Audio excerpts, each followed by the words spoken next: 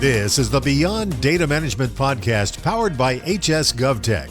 Now here's your host, Cameron Garrison. Hello and welcome all across Nation. It's Tuesday, time for another episode of the Beyond Data Management podcast. Thanks so much for joining us today. So the guest today is prolific, travels the world, and is really dedicated his life to environmental health training and has a real passion for it. So I've been nagging him. We cross paths frequently at conferences, and I've been on him the last 3 or 4. I've seen him. I'm like, Bob, we got to get you on. Bob, we got to get you on. And so welcoming in to the studios today, Bob Custard. I think technically retired, but that is not a term that I think is actually fitting for you, is it?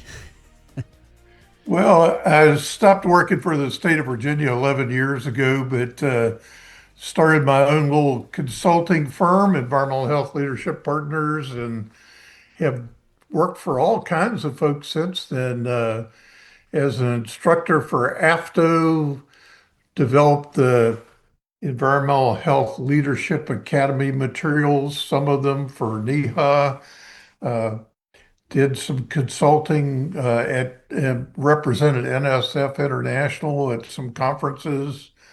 Actually worked with a Chinese septic equipment manufacturer on a marketing plan for the U.S. and Really? worked with a sports nutritionist on food safety in Major League Baseball clubhouses for visiting teams, and more recently have had a long relationship with the state of West Virginia, coordinating their retail food program standards collaborative, where I assist 21 local health departments in meeting the retail food program standards. That's a lot. In fact, some of that's not even into your official background information. I don't even know that's a target-rich environment for questions. The Chinese septic tank manufacturer, that had to be interesting. What did you do for them? Well, they were looking to introduce a product into the United States. It's actually a Japanese company. And so they were trying to get an idea of what the marketplace looked in the United States, and talk with some folks that had knowledge of the industry here in the States. And so as they developed their marketing plan, we had several phone calls. One of the things about working with folks in East Asia is you get up really early in the morning when you want to talk to them. So, uh, get up at 2 or 3 in the morning. It was an interesting gig. It only was for a few months, but Was there a lot of barriers for them? Like that's, I know for some industries it's hard. There's a lot of rules they have to comply with to be able to sell in the States. Did you know if they had a lot of those types of just basic issues to even get the products here and sell them? well, they were going through NSF certification and had already accomplished some of that. So they were definitely on the right track. How'd you get to the Major League Baseball thing? That's fascinating. And also feels like if the team hired you to look out for their for the visitors' locker room, they ever like pay you off and say, look the other way on the rules? I'm kidding. Are you able to say what team it was, and how did you find your way into that opportunity? I met a sports nutritionist who was working with Major League Baseball. The players union actually put it into their contract at one point that they weren't very happy with the food service in the visiting team clubhouses. And I think there maybe had been an outbreak or two of foodborne illness. Understand that the clubhouse areas are not regulated food service because they're a private venue. And so uh, they hired the sports nutritionist to help them. And then he subcontracted with me to help him with some of the food safety stuff. And so he would go through the visiting team clubhouse area, the food service area, with an iPad And we would get on FaceTime and I would do a virtual inspection with him. And it was kind of fun. Oh Yeah. yeah, that's amazing. So you're home and you travel so much, but home's West Virginia, right? Actually, I live in Virginia, right where West Virginia, Maryland, and Virginia come together. So if you're into history, I'm about 5 miles from Harper's Ferry. I'm 2 miles south of the Potomac River, but I'm actually living in Virginia. So I'm gonna guess Nationals, maybe, if you're allowed to say. If there's non-disclosure, tell me to shut up. Uh, no, actually, it wasn't nationals, and I can't say, but it was an interesting opportunity and one that I enjoyed. You got to remember some of these baseball stadiums are over 100 years old, and the clubhouses are buried under the stands somewhere. So sometimes uh, the construction is ancient. Yeah, for sure. And they probably feed them pretty good, right? I bet they spend a good bit of money to feed those guys before the games. Uh, and also between innings to an extent, I guess they can slip back from the dugout into and get a snack if they want to, if there's a rain delay or maybe seventh inning stretch. But they're really more focused on performance and sports nutrition now. And there was a time when the players would kind of just order out from their favorite restaurant in the locality and have it kind of brought in. And these food products would sometimes sit out on a counter for a long time uh, without proper safeguards. So they're paying more attention to that and plaudits to baseball for looking out for the health and welfare of their players. Big investment there for them. It is. And only in baseball could you, while the game is ongoing, duck out for a snack, right?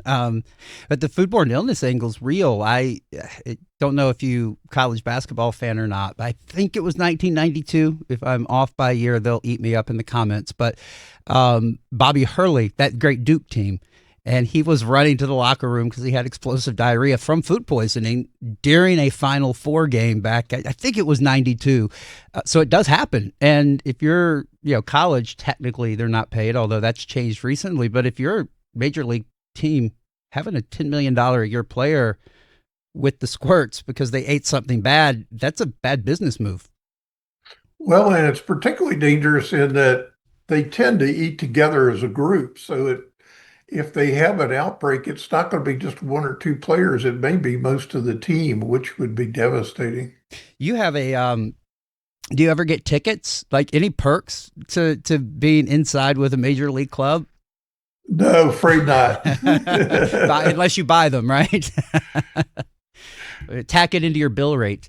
And so actually there's a common theme here, isn't there? It's training. And you actually started a company that does consulting and training, I believe, not just for agencies, but for industry too. So in your retirement, tell us about the training and the true passion you have for the education, and where did it come from that you would dedicate your life's work to that mission? Well, I actually spent 10 years or so as head of training for environmental health in Virginia. And as a guy who grew up with a geology degree and came to environmental health, never actually had a college biology course. You can imagine I had some real remedial work to do. So And so for me, it began with Bob's got to catch up and learn this new environmental health field.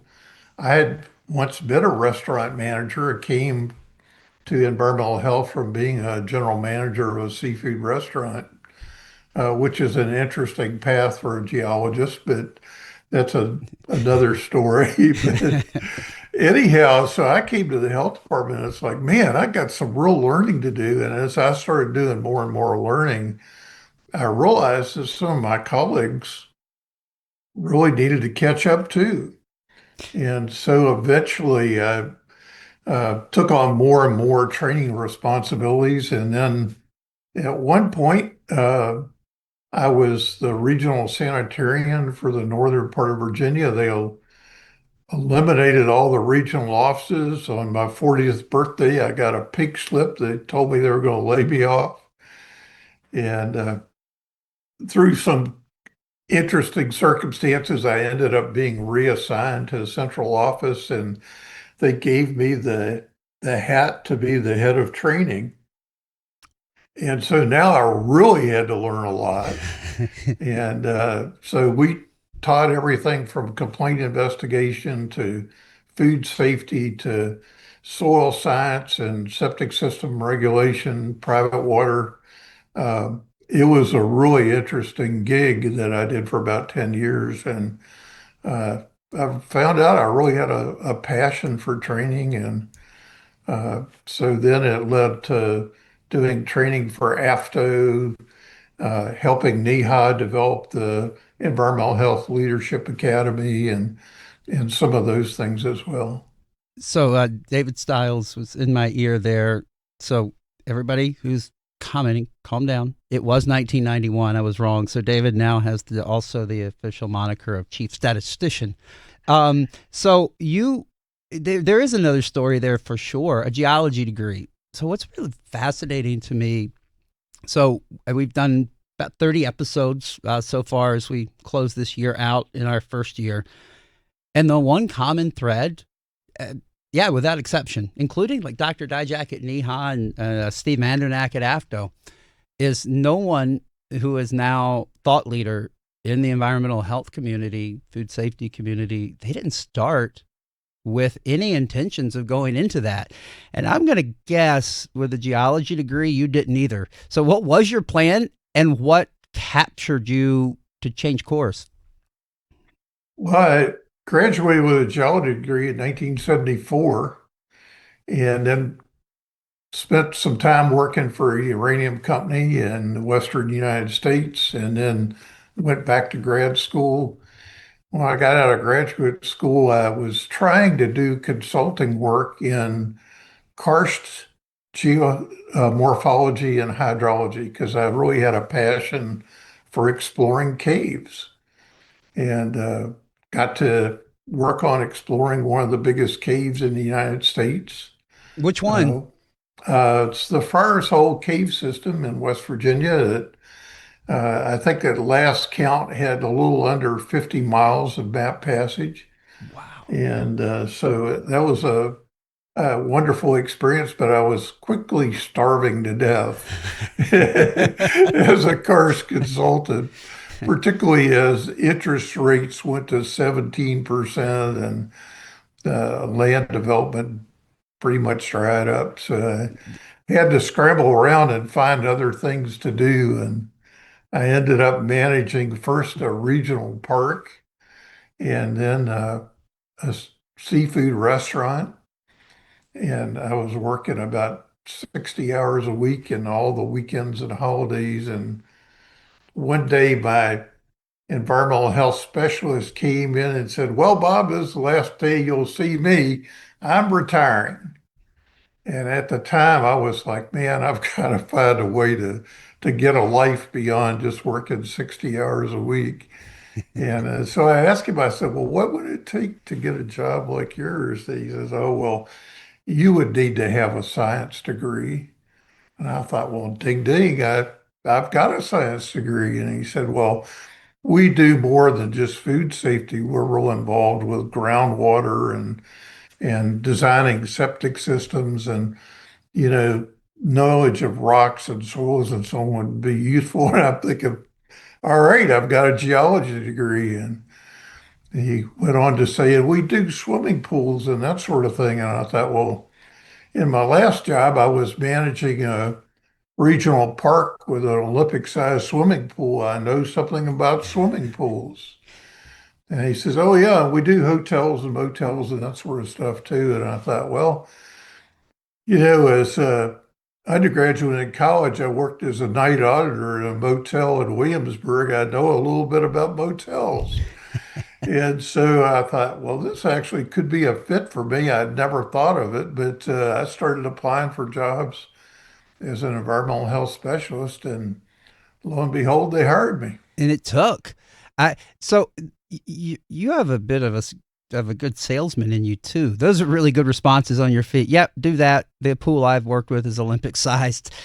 There's a lot of people, actually. We've gotten several questions recently, just in comments and things on episodes, about getting into it without a science degree. Do you think it's harder now for someone to take the path you took? Because there's a lot of states where it seems that without the right degree, they kind of don't even look at the resume. So do you think it's changed? And if it has, is that a good or a bad thing? Well, I don't think we'll ever be able to train enough people with degrees in environmental health per se. I think the majority of the people that we're hiring these days are science graduates. They may be chemistry, physics, or geology rather than biology degree, but most of them have a good, strong science background. There are some exceptions.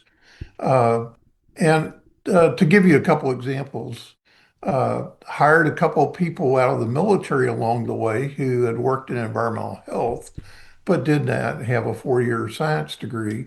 But they came with very relevant experience, and they were good folks. And some of them then went back and got their science degree or an environmental health degree.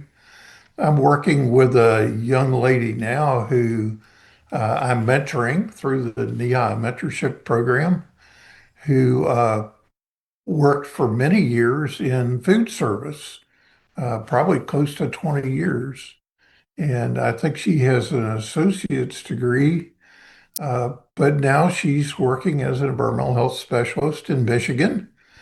And she's taking courses uh, through the community college system to get enough credit so that she can sit for her REHS exam and complete her degree.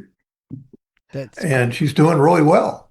And so she's highly motivated. And actually, some of these people that have come into the field as a second career, if you will, they may not have all the academic qualifications, but often they're very highly motivated, and then they're going back and getting those, whether it's credentials like the REHS or the CPFS, or they're going back and getting a degree either as a bachelor's degree in a science, or in some cases going back and getting an MPH.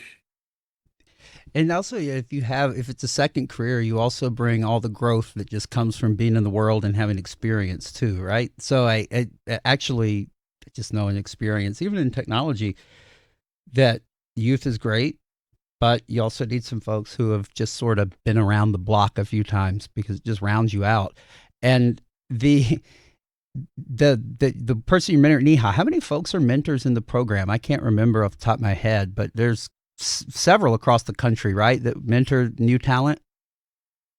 I'm thinking 20 some, but don't quote me on that. Well, then she got really, really fortunate that they assigned her to you. I bet she's enjoyed that very much.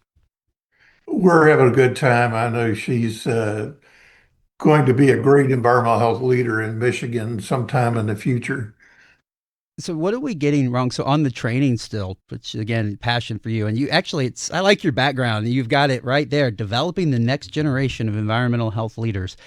The what have you? And this is not a question that's asking you to be critical or salacious, but just big picture. What have we gotten wrong in training, ongoing education, and mentorship that you've learned in your experience doing it, that you would, if someone was asking you, I'm from California, I'm from Michigan, I'm from wherever, what could we do to really beef up there? What are the big lessons that you have observed firsthand over the years? I think people, particularly environmental health people, tend to be real hands-on learners. And so where we can put them in a learning environment where they actually have to apply the knowledge and skills is always better than just death by PowerPoint, if you will. And we've all experienced that. Yes. Uh, and I think the other thing I would say, as important as a good science foundation is, and by all means, we should be data driven. I know I'm preaching to the choir there, but we also, in addition to be data driven and science based, you can't be successful as environmental health specialist unless you have the people skills that make people want to change their behaviors. Yes, that's what's interesting about it, right? Because science, a lot of times scientists are kind of introverted and they like to put their head down and work with the data, but you're dealing with the public, right? And you've had industry experience too. You have to educate them, right? There's a whole second educational process of the agency educating towards the public businesses, and you have to be able to persuade people, right? That's important, isn't it? Absolutely. If we go in and do an inspection and mark all the things that we see that are in violation, and we leave that facility and haven't convinced people of why those violations are a problem and what they can do to fix them and why it's important for them as a business to do that, we've missed the mark because chances are we'll be back in 3 to 6 months and we're going to be writing almost a carbon copy of the report we just finished. Yeah. Nothing will have changed. And from that standpoint, we've essentially documented our own failure. 3 to 6 months if you're lucky, or if your complaint docket fills up first because it went too far. So on the other extreme, and I assume you've seen this in your career too, because we've had several people bring this up, is it's also important, like that education mentality is so important, because if somebody goes out there and is like, I'm the law and you're going to do it because I said so, and I'm basically writing you the equivalent of a ticket, that's not effective either, is it? Because then you don't have a conversation relationship where they'll ask you questions and you'll have the chance to help them on how to do better. Perhaps I'm dating myself, but I think we ought to have more Andy Griffiths out in the field and fewer Barney Fifes. Getting the bullet out of the front pocket. That's a classic Eh, show. Exactly. And I guess it's in reruns now, so maybe some of the younger generation will identify as well. But, when we have to go to enforcement, we have to take somebody to court or issue a ticket or have a hearing. That should be the absolute last resort. And if we're finding that we're getting that tool out of our toolbox too often, we probably ought to take a good look in the mirror.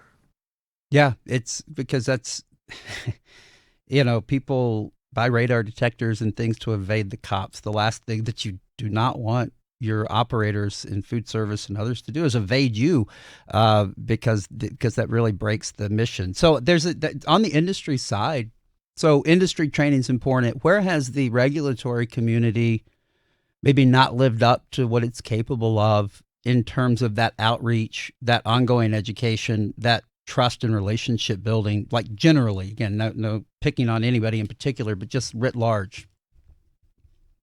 I think sometimes we haven't brought industry in a way that we've made them feel that they truly are our partners and work collaboratively. I know one of the things that I really promote among the people that are working on the retail program standards is develop a local food safety advisory council.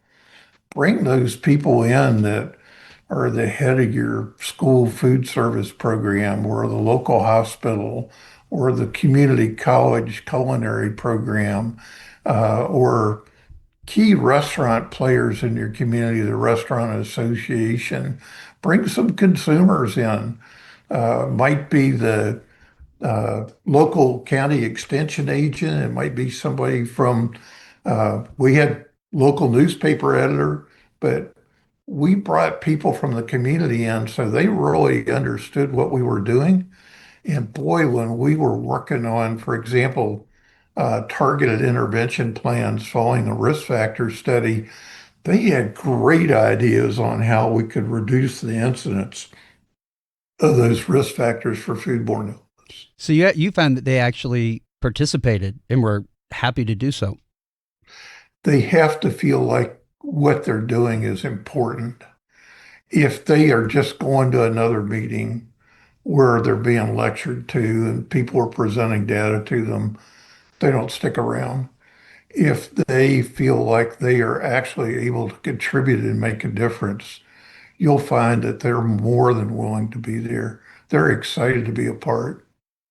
That's an excellent idea, and we will put Bob's information, if you're okay with it, Bob, your email address, whichever one you want us to, in the descriptions on the platforms when the episode releases. So there may be some folks that want to follow up with you and ask how you did that, and maybe get some pointers on doing that, because it's an excellent idea. And I think there's a lot of parts of the country where it hasn't been done ever. So Be happy to do that. In fact, I have a presentation on food safety advisory councils that I'd be happy to send anybody that's watching, and they could just email me at the email address that's there great. on the slide. Do that.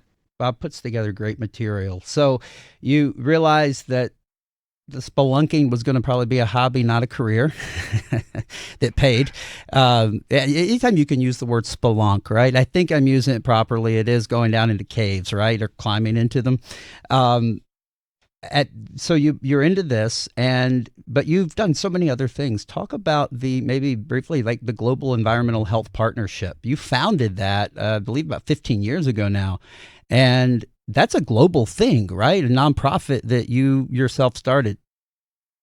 That's correct. My wife and I were doing some church mission trips and started out mostly going to some sub-Saharan African countries and Dominican Republic. And what we found out pretty quickly was the missionaries we worked with, they may have gone to found an orphanage or a medical clinic or a church, but they were confronted with a tremendous number of environmental health problems in the third world, whether personally in terms of just protecting their own health or the wider community that they served, and they were completely unprepared to deal with those things. Wow.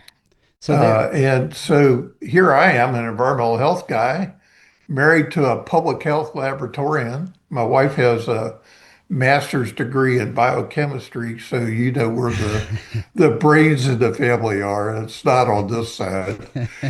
But anyhow, we started working with these folks and realized that in a lot of cases, 20% of the kids under the age of 5 were dying of waterborne illness or malaria.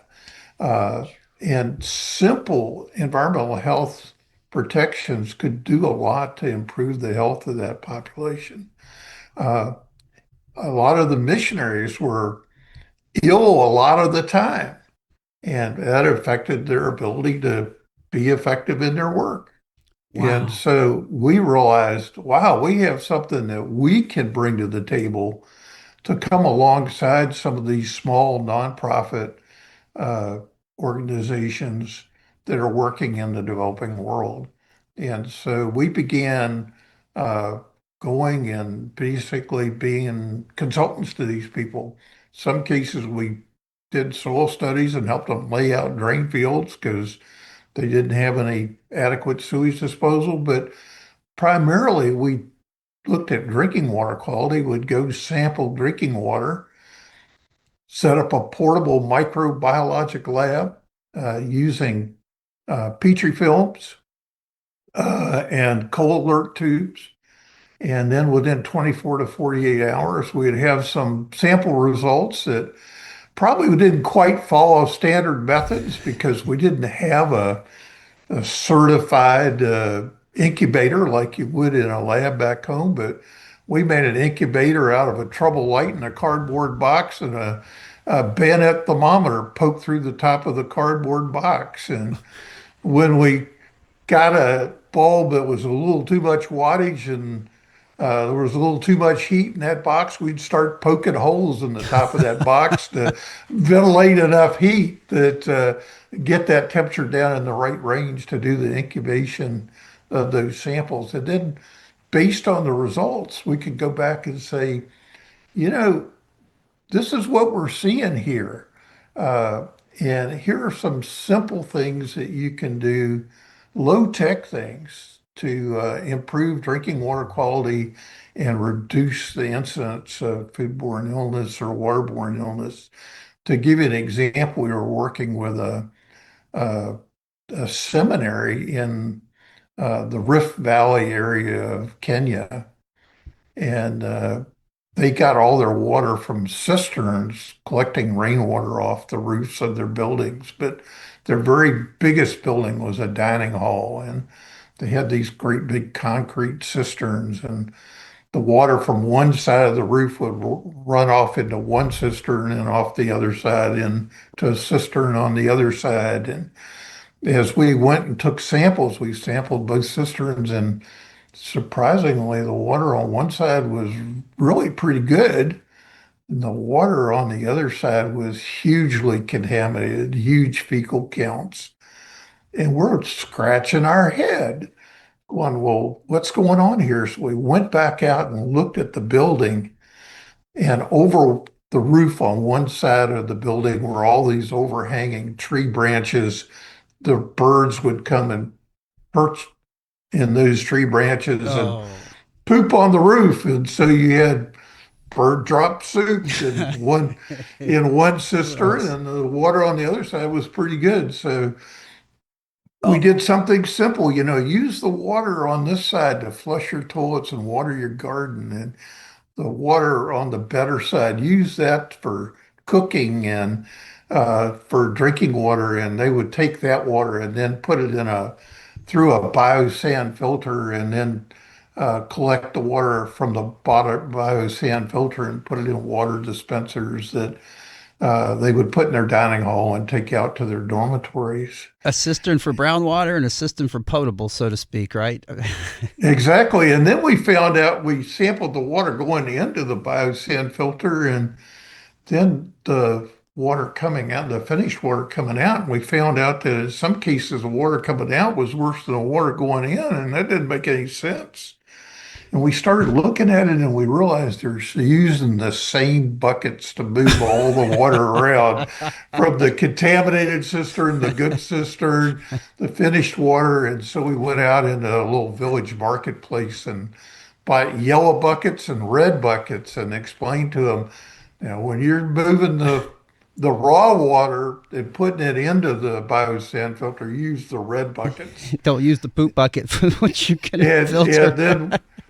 then when you're collecting the finished water out of the biosand filter to fill your water dispensers and to take it to the kitchen, you use those water buckets that have been disinfected with a little bit of bleach, and you will know that that's safer. And so very cheap and uh, but effective interventions were able to reduce their incidence of waterborne disease considerably. So, if folks, there may be some folks, 'cause that's just amazing. First of all, thank you. These are things that we're so spoiled, I think, here in our modern life that we just don't even think about. Um, if there's some folks that were, since you're still active in your work now, who did want to help contribute, we can get a link for you that we can make available as well. Sure, you can just email me at my email address. We haven't been overseas to do this kind of work since COVID, but we were blessed to work in Kenya and Zambia and Uganda. We work with local environmental health folks where we can. We worked in uh, Dominican Republic, and we also had fun when we went to Romania and worked in the gypsy villages there in Romania. Really? What's a gypsy village like? Because the Well, name conjures up some images, right? Mentally. it's definitely a different culture than the Romanians or even the Hungarians that are a minority population in that part of Romania. And They are very discriminated against. If Wow. you, and because of that, they often live in pretty squalid villages, almost like shanty towns. And their water supplies and sewage disposal is not very adequate in many cases. And so working with them, we were able to demonstrate how poor their water was. And actually, I think to an extent, we're able to engage through our local contacts. They were able to take actual data to the government and say, hey, you really need to address this issue. Wow. It's a remarkable accomplishment. So I think you have an allergy to retirement, Bob. I'm having too much fun. I don't work full time, maybe 15, 20 hours a week. It shows though, you're very clearly having fun and very passionate about it. So you speak at a lot of conferences and, you're a past president of NEHA, like again, very active in the community. Maybe let's start with one of the things we're going to talk to you about. So NEHA every year runs a photo contest. And there was some really great entries this year, and we've talked to a couple of the folks that had won the different categories, and you won. I'll start that over. One. Say that 3 times fast. And I think it also just sums up you in your love of travel, because your picture was not like in a restaurant or like what you would think traditionally in an environmental health photo contest, but it was from Turkey, right? So I think, David, we have the picture. We'll throw it up. I remember standing with you at NEHA and you were explaining to me what this was and telling me the age and everything. So tell the viewers, because it's a fascinating story, and you were halfway around the world when you took this, weren't you? Yes, this was taken in Ephesus, Turkey. It's a public toilet facility. You can see it's made out of marble. It had a beautiful, uh, like mosaic floor in the middle and like a little reflecting pool in the middle, but around 3 sides of the room were all these marble benches, toilets that this public toilet facility was built in the first century AD. It seated about 48 people, No stall dividers, I notice. no stall dividers. And, only the extremely rich people would have had their own toilet facility in their home at that time. But, we think that modern flush toilets are a very recent thing. And in the United States in 1940, 45% of the population didn't have indoor plumbing. That wasn't very long ago. And yet, in the first century AD, here you had this toilet facility with running water underneath all these seats, carrying the waste away. So wait a minute, there was like a running stream underneath these seats here, these little toilet seats. I'm guessing they were skinnier back in the first century, because that's a much smaller hole than we at least have here, here in modern times. Well, I'm sure that that might be the case. It occurred to me that, uh, I was saying, well, where'd the water come from? And so I asked them, and they said, well, this is next to where the public baths were. And so they took the gray water from the Scholastica baths there in Wow. Ephesus and recycled it to basically flush the waste away from there at the public toilet So facility. they were using, again, like gray water from the bathing facility and running it through the toilets. That's Exactly. So they were doing gray water recycling 2,000 years ago. unbelievable. And is this the same Ephesus as like biblical times? Same place, same E- city? exactly. And that's why my wife and I happened to be there. We were on a tour of Greece and Turkey and the Greek Isles, kind of following the journeys of the Apostle Paul. Uh, but when we got to Ephesus, I saw this toilet facility, and I'm like, wow, this is really cool. Let me get pictures. It's amazing. It's amazing. They throw it up one more time, David. Like I mean, it looks like, obviously it's 2,000 years old. So very clearly that was very durable. That was well built. Marble, I think you said, right? Marble and stonework. I mean, we don't build anything now that's going to even have a footprint that long from now. Well, and you can imagine in the wintertime, a marble seat might be a little chilly Yes. because although there was a roof over the toilets themselves, in the center where there was kind of a little reflecting pool and so on. I mean, this is a fancy facility. Uh, there, it was open to the air, and so they had slaves that you could hire to go warm your seat No for way. you, which I thought was pretty interesting. Definitely a caste system there. Yeah. But then if you put the picture up again, you'll see there's a little trough in front of the Oh, seats. yeah. And that also had running water in it. And there would be jars there in the toilet facility with sponges in them. And they would be soaking in vinegar. And because they didn't have toilet paper back in those days, people to clean themselves would take a stick and stab one of these sponges out of this jar of vinegar and use it to clean themselves. And then they would rinse that sponge off in that trough of running water there at their feet. And Wow. so, very ingenious system. And, you know, it's just amazing to me.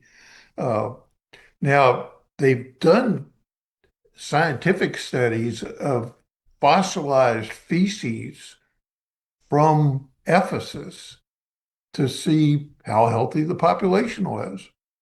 What they were finding was that there were quite a few eggs preserved from parasitic roundworms and whipworms. And so there would seem to be pretty prevalent that there were intestinal parasites from people. And of course, we know those come from contaminated food or water. So they had some public health problems, even though they had what we would consider more modern sanitation than maybe what we would have expected 2,000 years ago. Meaning more frequent trips to the fancy bathroom there in It could Ephesus. be, and supposedly because you had 48 seats there, a lot of business got taken I care bet. of, I bet. it figuratively and literally in these public toilet facilities. But if you think about it, this is pretty amazing. Today, 60% of the world population still lives without indoor plumbing. So you say 60%? 60%. Wow. So the So majority of the world doesn't have indoor plumbing still at all. absolutely. And you know, one of the things we worked with some of the folks in Uganda was their environmental teams would go out to uh, rural villages and help show them how to just build a pit latrine and how to create a way to wash your hands afterwards using a hanging jug. And so it was really interesting because a lot of people there don't read or write out in these rural areas. And so they would go with a team that sang and danced and played drums and other musical instruments to communicate these public health messages. And that was tremendous fun for my wife and I as we got to go with one of these teams that were promoting proper sanitation out in uh, rural villages in Uganda. That's and so I did. The one thing though that I heard, everything was amazing except the vinegar. I would think that would burn. Not to get too far afield here, but wow. I mean, get the job done, but that's definitely different. Probably a pretty good disinfectant Yeah. because of the low pH. Yeah, they definitely knew enough about and they didn't know about germs per se, but they knew enough to know that they needed something besides just water. That's interesting. But Again, the smell, the vinegar, and of course, I guess you're at a 48 toilet latrine, so we're kind of past worrying about the smell probably at that point. What was it like around that? Was that like a wealthy area back when that was operative, or was that just a facility for the townspeople? Ephesus was an incredibly wealthy seaport, and they had a huge agora or open marketplace with many, many stalls of merchants, and they had temples to, of course, Artemis was their biggest god there, and among the the Greeks, basically, Artemis of the Ephesians was well known. But as a culture, it was very multicultural because as a seaport, they would have ships coming in from all over the Mediterranean. So there was a really, uh, we think of the United States as being a real mixing bowl, if you will, of different cultures and ethnicities, but it was very much that way in Ephesus 2,000 years ago. How many countries have you been to, Bob? I'm going to guess it's a pretty healthy number. Oh, I'm not sure, maybe 30. Wow. Do you still traveling or have plans for any future trips abroad?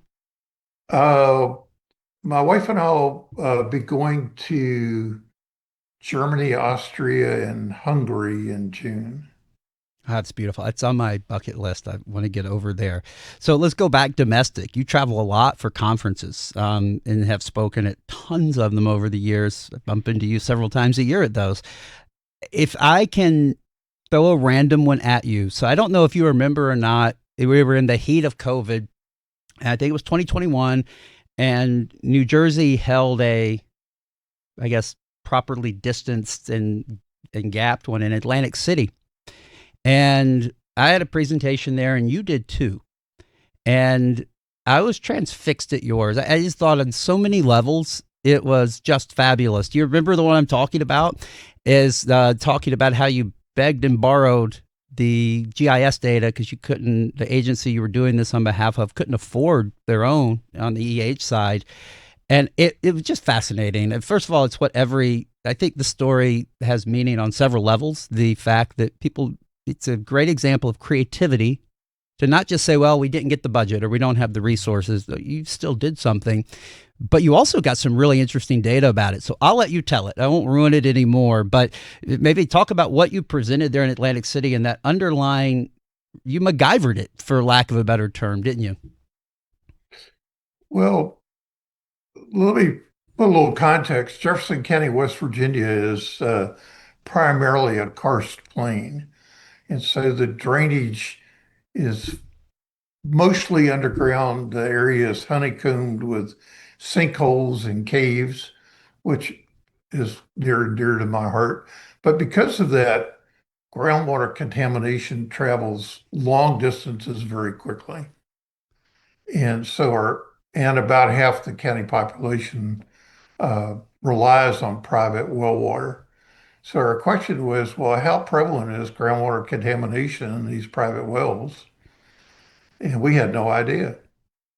So we went to the state laboratory where a lot of people will bring a water sample when they build a new house with a new private well, or if they're having a problem with their well, or they're just curious about how good their well water is, or a house is sold and as part of the real estate transfer, a water sample is taken from the well. And so we went back a period of uh, about 5 or 6 years, and we were able to come up with 770 discrete locations where well water samples had been taken. And I understand it was a convenience sample. Uh, we couldn't randomly select the wells or any of those sorts of things. But the beauty of it was we didn't have to pay for any of the testing. The testing had already been done, been paid for. We were able to mine the data. And so we were fortunate enough to get an intern from NEHA for the summer. And she came and helped us mine the data and begin doing data analysis. And then 2 summers later, we got a second intern who helped us do some additional uh, work on that data. But what we found is that about half the wells in the county were contaminated with Wow. uh, coliform bacteria, and uh, 12 to 15%, depending on the year, maybe up to almost 20%, were contaminated with fecal coliform bacteria.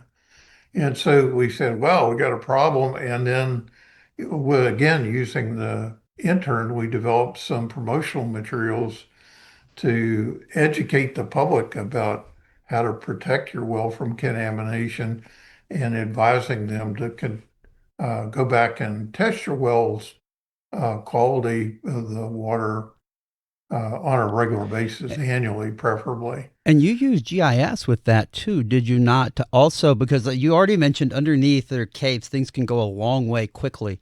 And I believe you used rainfall data and GIS data to actually create kind of a picture of if it rains and it's this much or this time of year, then in X amount of time, you probably have to assume a certain amount of wells are contaminated. I did probably a poor job of describing it, but you also went that far with it, didn't you? We we looked at contamination levels countywide by month of the year, and we found that during the summer months, contamination levels tended to rise, and then they were lower during the winter months. And then our next question was, okay, well, we know that during certain months contamination is, but what about it sampling right after a big rain event where contaminants might be washed into the subsurface? How quickly does that contamination appear in these drinking water samples? And then how long does it take for it to kind of clear away and the water quality to get better again? And so we actually looked at rainfall data for a 2 week period before each sample was taken using meteorologic data we obtained from the local airport. Again, free data available. We just had to mine it. And so then doing that analysis, we saw that the contamination levels typically peaked 2 to 3 days after a heavy rain event. And so if you're thinking about, okay, if you want to sample your well for a worst case scenario, do it in July, 2 or 3 days after a heavy rain. Uh, and that would probably give you a worst case scenario for any particular well. It's We also wondered if geology was driving uh, which areas had the most contaminated wells. And some of our theories just didn't hold water. Uh, we thought, yeah, no I'm pun sorry, intended, right? no pun intended. But we thought, for example, we have the biggest subdivision in the state. It's got over 3,000 lots. It's on very steep slopes on the west side of the Blue Ridge Mountains. And we thought, well, man, with so many houses so close together on such steep slopes, we're going to see a lot of contamination in those wells. And in fact, in that particular area, the contamination was less than average, not more than average. And we started looking at it and we go, well, because of the geology here, many of these wells are 4 or 5, 600 feet deep. And that's probably a protective factor that we wouldn't have seen otherwise.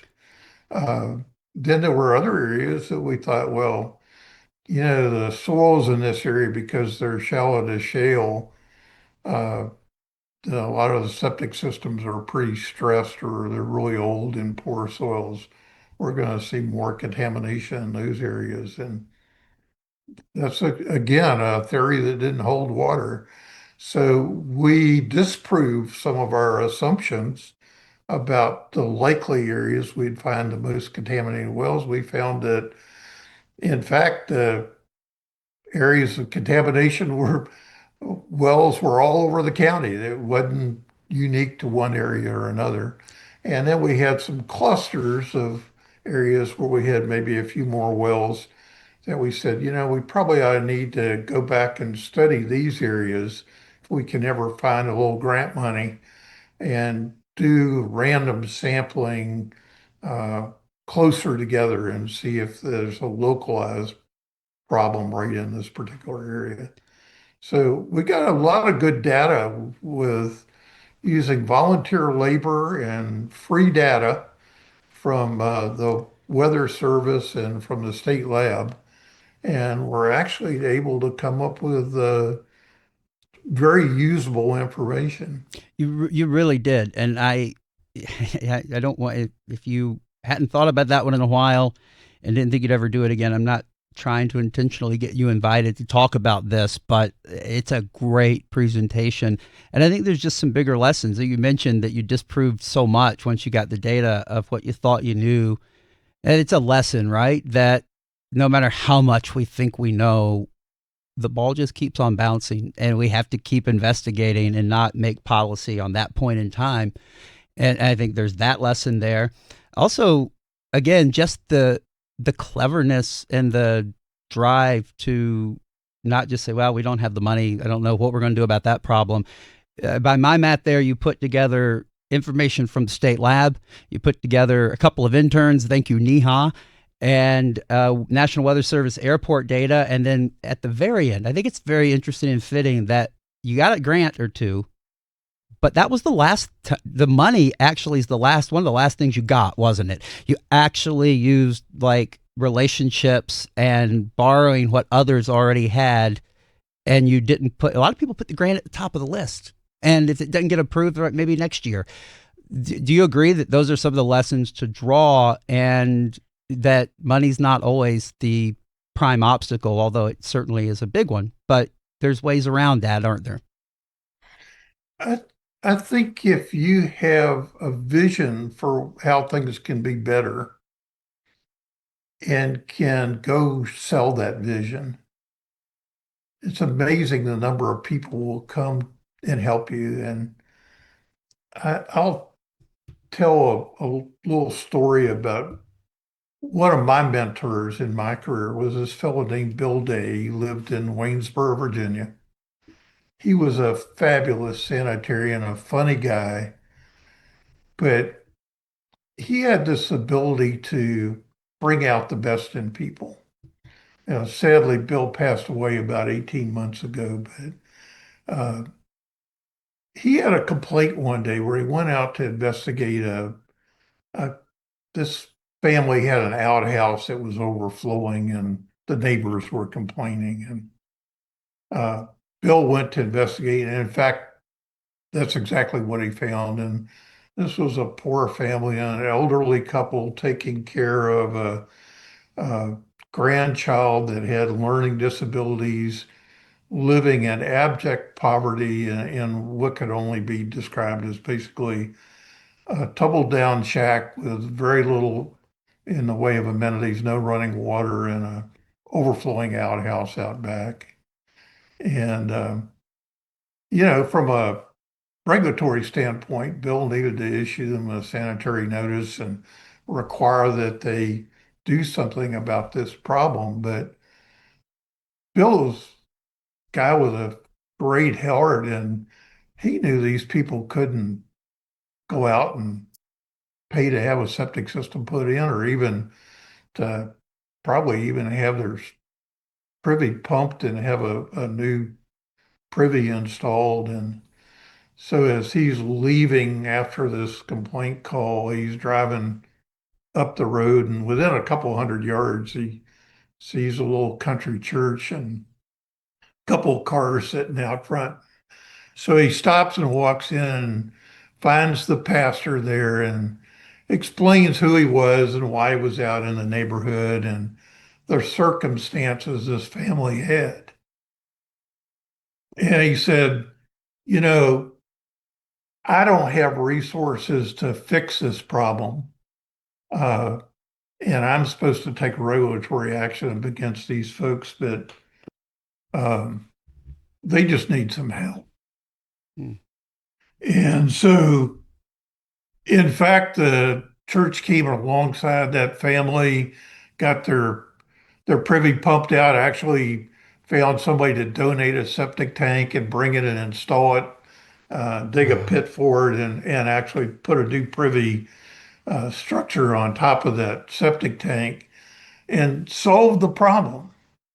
Mm. Uh, and Bill taught me look for ways to solve problems. In environmental health, we're problem solvers.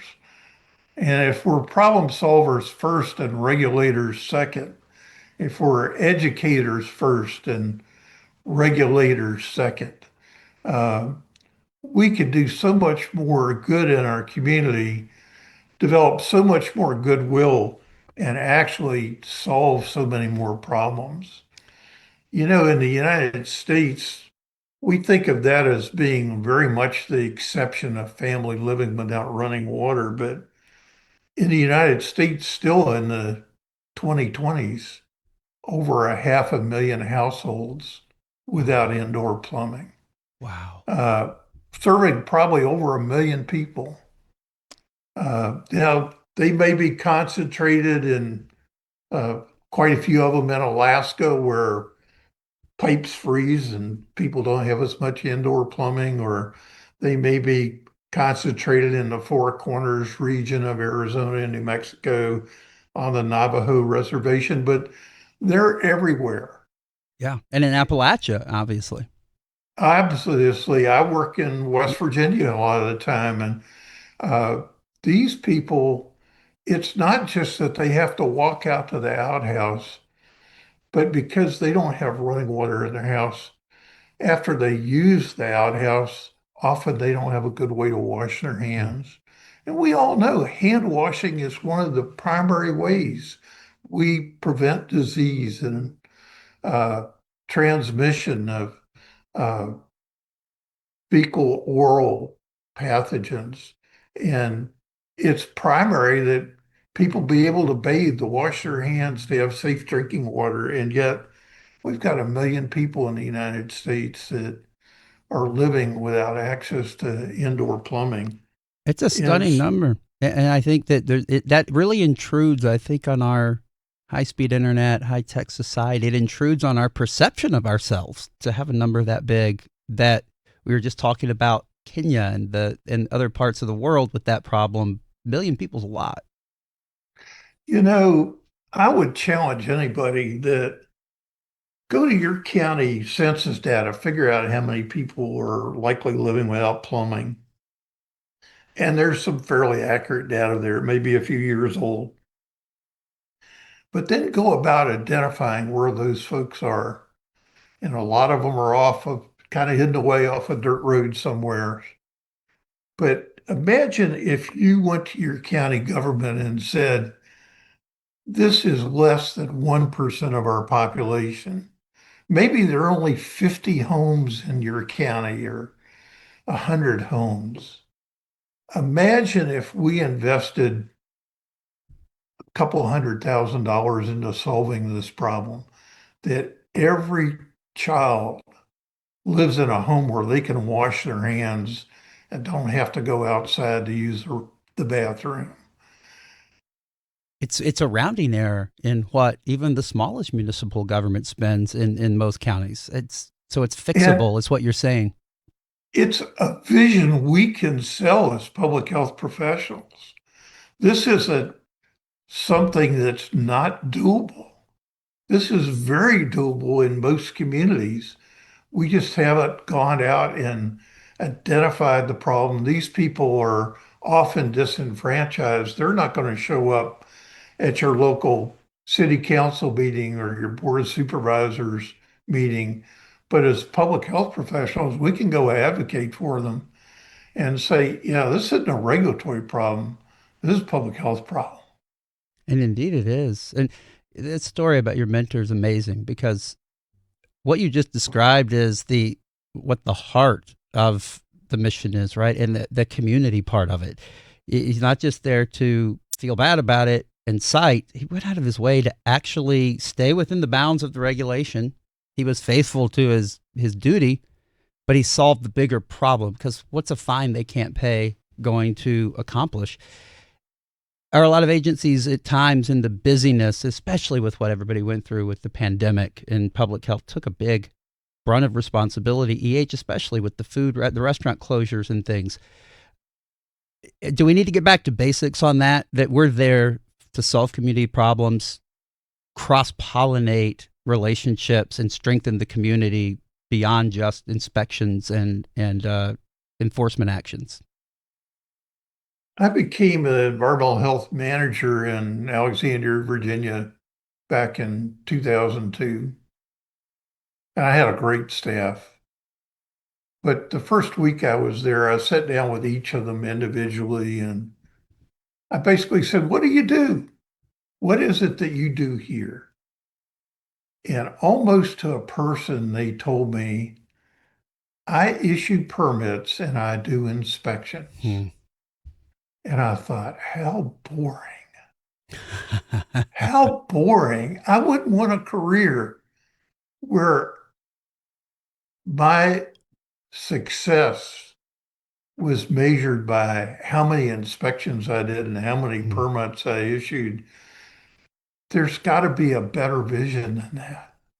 Yeah. And so I spent the next 12 or 13 years there trying to create a bigger vision for environmental health within the community and trying to engage us in areas that uh, we were the community that often pioneered things. We uh, took 85% of the restaurants in Alexandria smoke-free in a tobacco state before that ever became regulation. Yeah.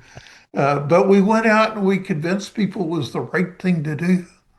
We convinced the city to put up signage asking people not to smoke on children's playgrounds and in shelters where people were being exposed to secondhand smoke. Uh, there were things that we could do that were not regulatory, but could have an impact on the community. And you had to sometimes think outside the box. We used our uh, medical reserve corps in some cases to come and do volunteer work with us, and it kept them engaged. But we gave them meaningful work to do when we had to locate and inventory how many bus shelters we had in the city. We had no idea, and we sent volunteers out to inventory them and put them on a map. And then we knew how many little stickers to order for all the bus shelters that encourage people not to smoke in those confined areas. Wow. Uh, And on an so average day, that would not be something that it would naturally, somebody would say that's environmental health's job. But that's not the primary thing you were looking to answer, was it, whether it was technically your job or not? the question is, what benefits the health of the community and how can we get it done? And we'll never have enough resources in environmental health. No matter what jurisdiction you're in, you always have more problems than you have resources. So you have to find partners to come alongside you, and you have to be able to share a vision for a better community. And if you can do well at marketing that vision, it's amazing the number of people who come alongside you and go, "Yeah, I want to be part of that." Think outside the box and market the vision. Should have shirts made with that on it, because it's so good. And marketing it's the invisible profession in most communities, isn't it? Because like prevention, if you do your job and bad things don't happen, it's very hard to measure that, very hard to get you don't see on the 11 o'clock news another plane landed safely at the airport tonight. I think what you're describing, and a lot of people have bemoaned that invisible profession, a lot of what you're describing is actually how you step out of the shadows, isn't it? It is very much so. And, as I work with the young people I mentor, I really encourage them, go out and join the Kiwanis Club or the Lions Club. Volunteer in your community, whether it's as a scout leader or a little league coach, but develop those community relationships that ultimately are going to allow you to get your work done in a way that you can't do it just by yourself. So much meat here. Any one of these would have, like, by itself, made the subject topic for the episode. You just do so much and continue to.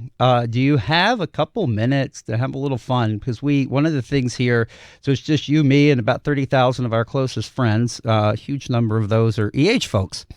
And we get a lot of feedback, questions, and comments, funny pictures from folks in the listening and viewing audience. And one of them caught my attention. I'm like, I want to ask Bob this one.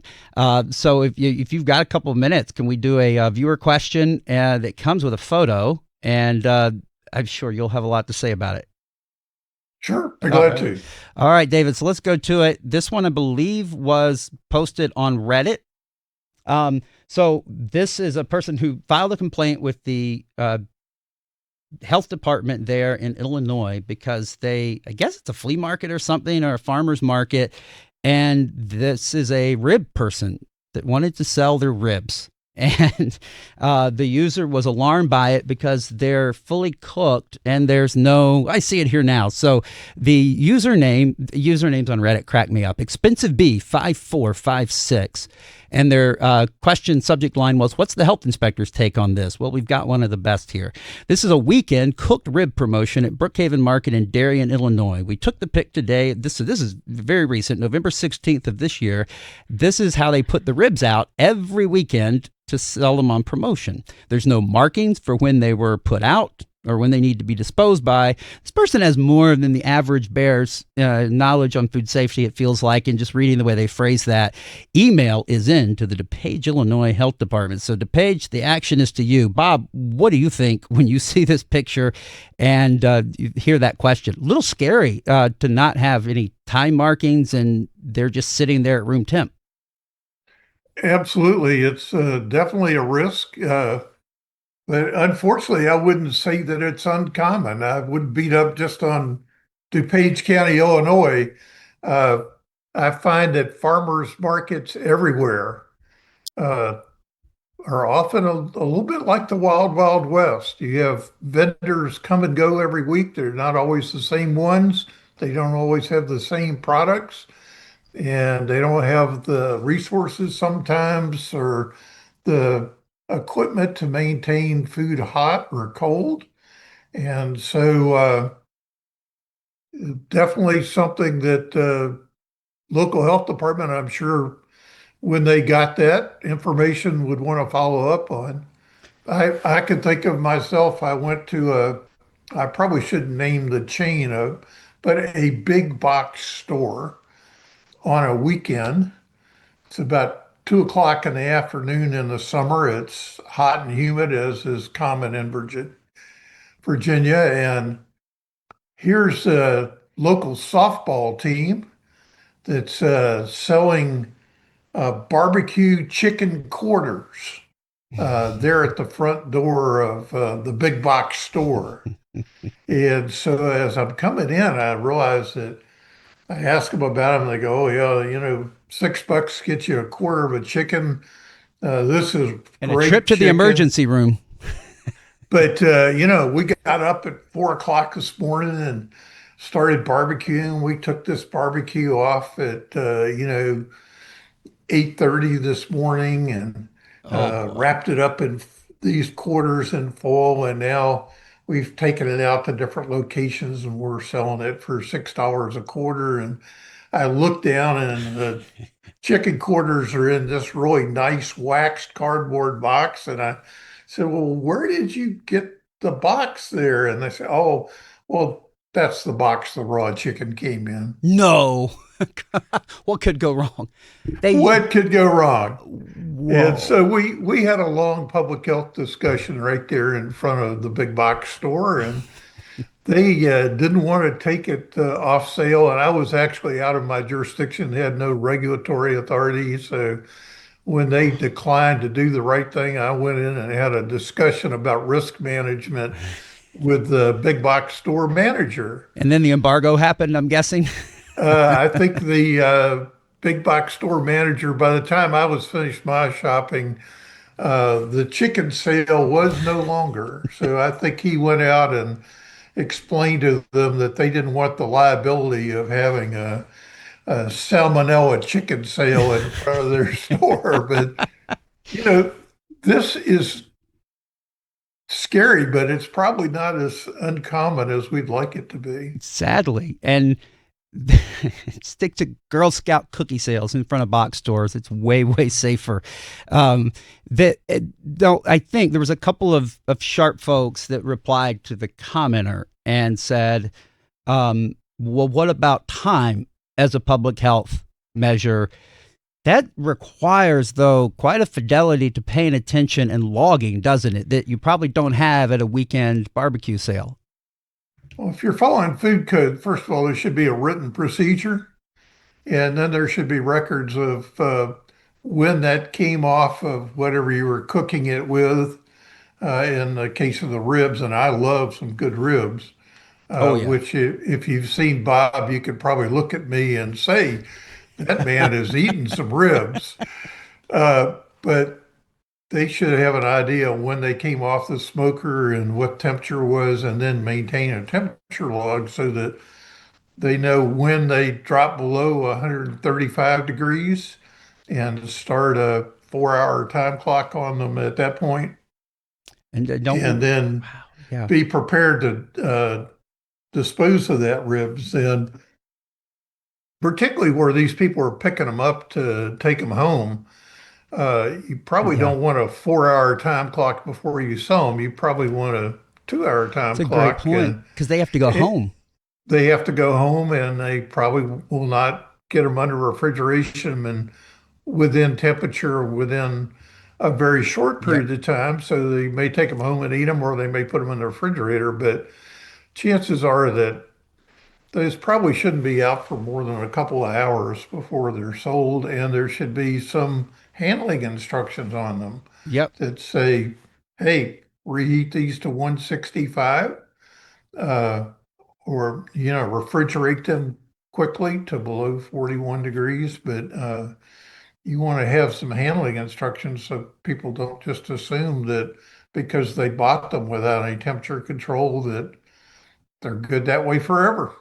Yeah. People, yeah, they just don't know. And so I think we've sort of settled on then that these types of things, barbecue sales at box stores and natural juices, which is only cool with fruit. I think it falls under the category of gas station sushi, right? Just don't.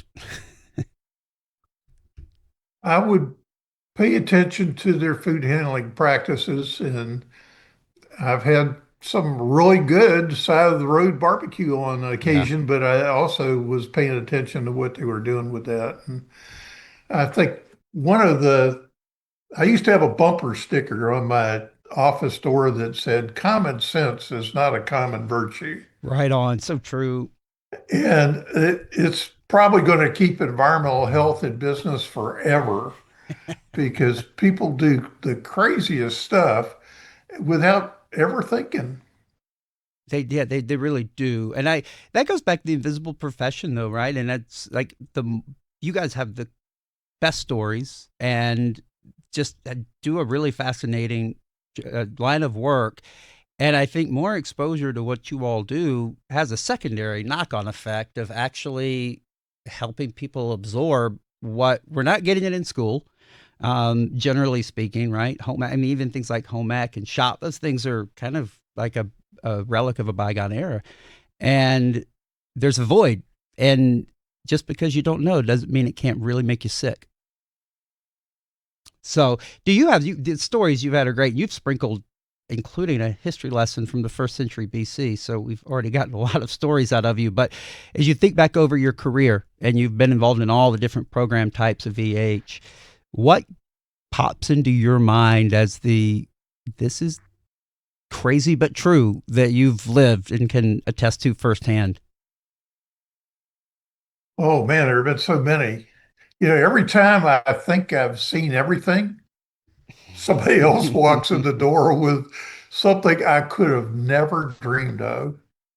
So But true. one that was particularly memorable, and this was in Alexandria at the time, we regulated all sorts of personal care places, nail salons and hair salons and so on. And a lady came in one day and came to our front service counter and talked to our administrative assistant and said, well, I'm going to open a personal grooming establishment in the mall and I'd like an application. And so our administrative assistant was very kind and went and got her an application and said, well, tell me about what you're planning to do. And she says, oh, well, we're going to provide colon hydrotherapy. Excuse me, what? That's exactly what my secretary said. She said, what? And the lady said, yes, colon hydrotherapy. Is that a fancy word for an enema? Pretty much, yeah. Yeah. It's a fancy word for a power wash. And so, anyhow, she's talking to her, and the lady explains that, yes, this is in the mall, Oh, goodness. right next to the food court. Oh, no, come on. And my secretary is a very good listener and very good at eliciting information from people and, tell me more. She says, oh, yes. And she says, well, we don't really regulate that here in Virginia.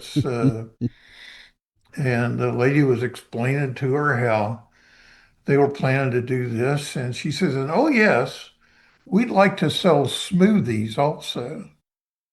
No. In the same business. Like it's a flush and then rehydrate.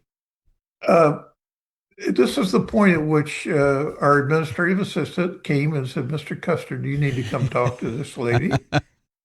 Yeah. And I did. And we sat down in our little conference room and she told me how she had bought this machine, which is actually an RX piece of equipment. You're supposed to be a licensed medical provider to use it. And she had bought it on eBay.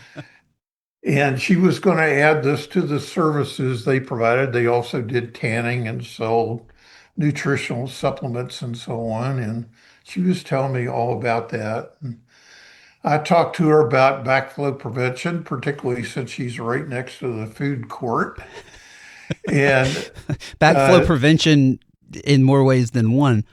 well, particularly we don't want to contaminate the water system and so on. And how she probably needed to talk to the plumbing inspector for the city, and I would make a referral for her. I'm not sure how pleased she was about the referral, but I wanted to make sure that we protected the water supply. And she eventually got around to explaining that she also wanted to sell smoothies. And I'm like, I'm assuming this never opened.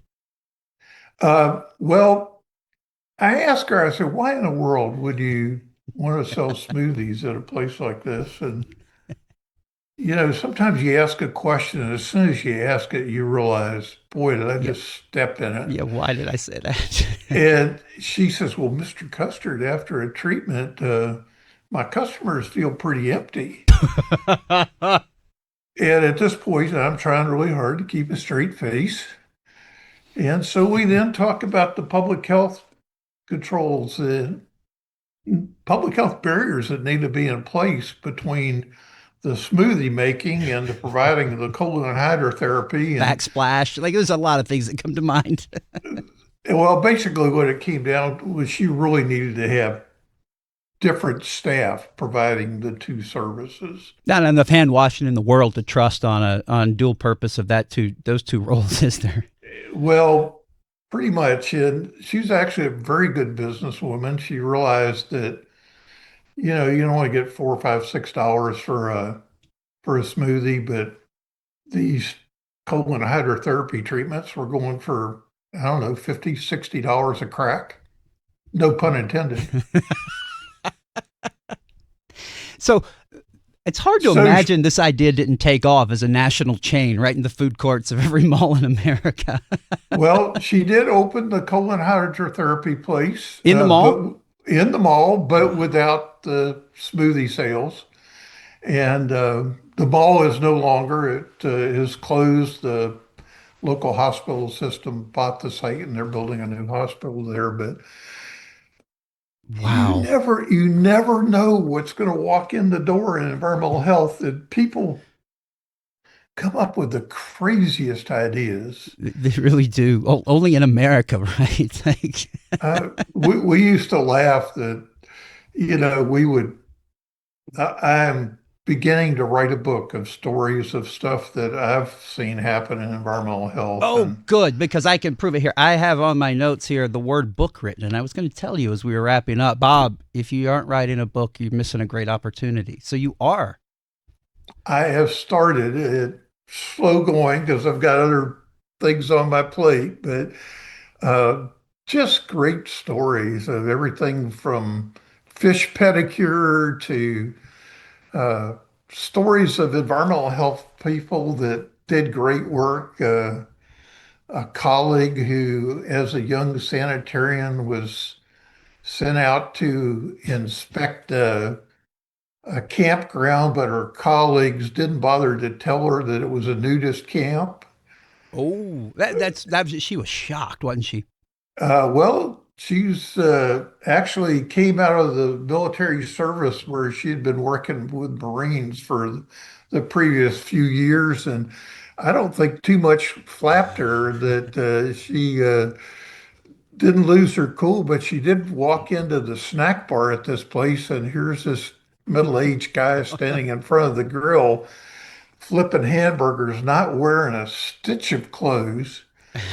And she's just going, this just ain't right. Yeah, no. There's got to be something in the regulation that would prohibit this. And finally, she wrote him up for having inadequate hair restraint. And and so the guy protests and says, "Ma'am, it's a nudist camp." And she says, "I don't care if you put on a see-through plastic apron, but there's going to be something between your hairy body and those hamburgers." She said that to him. That's awesome. And so she came back to the office, and of course, all the guys were kind of, how'd your inspection go? Just fine, thank you. Just a She hair was violation. she was a cool gal, let me tell you. That is why, and that was, I guess, somewhere in Virginia, West Virginia. Not asking you to pin down exactly where the news colony is, but that's a thing living amongst us Uh, Crazy stuff happens. with a snack bar, apparently, too. Probably have smoothies. I don't know. Never been there, but it was a great story, and I've enjoyed sharing that. Bob, the book is like, it's a great idea. And as you go through it, keep us posted because we'll help you sell a bunch of copies and maybe pick some up to give away because it's the definitive book needs to be written. Well, I'm not sure if it'll be definitive, but it has some great stories, ones that are, some of them are inspirational, and some are just hard to believe. Yeah, you'd have to, like, literally, you kind of have to be there to actually believe it. You know, we probably, even on the non-funny stuff, probably didn't even get to a tenth of the things that are so fascinating that you could talk about. So maybe in the new year, we'll have you back. We'll definitely have you back whenever. And books are having done writing, books are a labor of love, and they take as long as they take. So we'll have you back separate from the book, maybe sometime next year, and talk about some of the other things. But just such a fascinating life and career. You know, if there's anyone that gets to hear "well done" when the ride is over, I can't think of anyone more deserving than you. Because you also, I think it comes through just in anybody that talks to you. You didn't do it for glory or for the stories. You did it for all the right reasons. And you're going to keep going until you physically can't, aren't you? Something tells me that full retirement is not something that you're itching to try to make happen. Not really. I tell folks I work with, hey, life is short. Have fun, uh, make a difference. leave a legacy. Uh, there's way too much to do in environmental health to just pretend like it ends when your day at the health department is over, whether it's the end of your work day or the end of your work career. Uh, I go on vacation and take pictures of 2,000-year-old toilets, probably to my wife's embarrassment, but that's only a side benefit.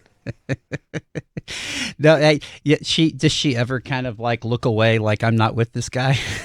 Uh, Occasionally, I can remember being on the beach at Maui going to watch the sea turtles, and we came to a National Park Service rest station that was a composting Clavis Multrum composting toilet.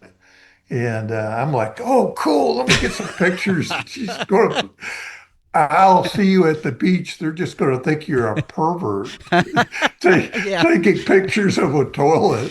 Yeah, because you're in Maui and that's what you're choosing to do. She's probably right. It would be misperceived.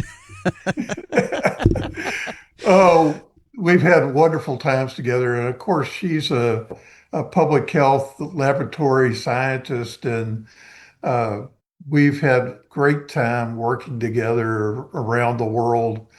She puts up with me, and we actually are celebrating our 19th wedding anniversary today, and she's Congratulations.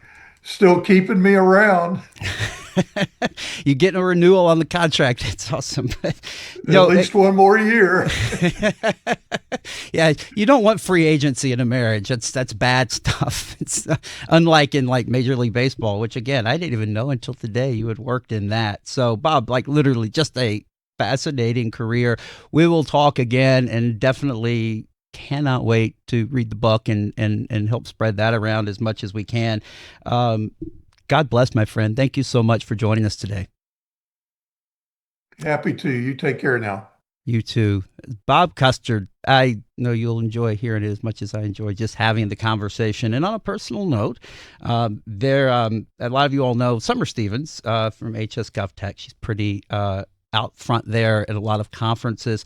And just wanted to let the audience know to keep her father and their whole family in your thoughts and prayers. Bobby Stevens, her father, ended up having later in life a very rare liver condition, and is actually, as we have this conversation and recording it, getting a live donor liver transplant at Kansas University. And so if you don't mind, keep them in your thoughts and prayers. Pretty serious operation. Summer is one of the good ones, and we're all pulling for you, Bobby. Hang in there for a full recovery. For all of us here at the Beyond Data Management Podcast, powered as always by HS GovTech, I'm Cameron Garrison. We will see you next week. Actually, I think we won't. Happy Thanksgiving. There'll be a quick break after this episode for the Thanksgiving holiday. So I hope all of y'all enjoy Turkey Day. And may it be safe and not swimming in its natural juices, as we heard about the chicken a little bit early on. And but we will see you in 2 Tuesdays. Same bat time, dating myself with this one. Same bat time, same bat channel. Have a good one, everybody.